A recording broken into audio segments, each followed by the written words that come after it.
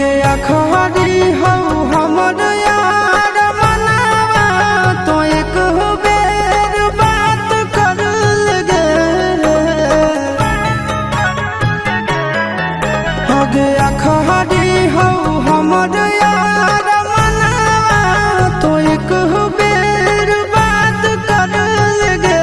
हो गे सोना यारवा हो भरती पटनवा में आके मुलाकात कर लेगे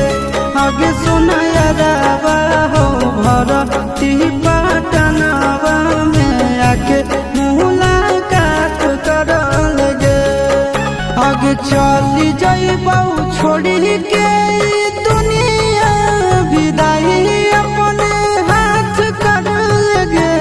आगे सोना यारवा हो भरती पटनवा में आके मुलाकात कर लेगे आगे सोना यारवा हो भरती पटनवा में आके मुलाकात कर लेगे।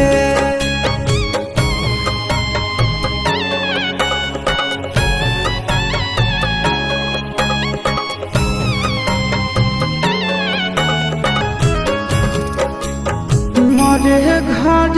पनिया पिलाई दी है जान गे कफन ओढ़ाई दी है टूटत ही जब प्राण गे मोरे घर पनिया पिलाई दी है जान गे कफन ओढ़ाई दी है टूटत ही जब प्राण गे अगर हमारा से तोरा जाती प्यार होता भेंट साक्षात कर लगे आगे सोना यारवा हो भरती पटनवा में आके मुलाकात कर लेगे आगे सोना यारवा हो भरती पटनवा में आके मुलाकात कर लेगे।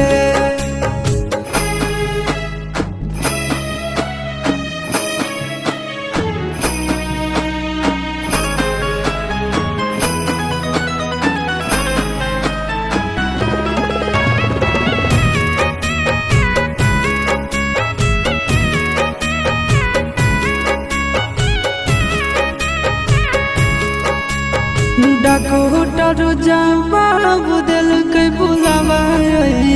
मौत के देखी के चेहरा जानू चल जाइ है लौट के डॉक्टर जवाब दिलकै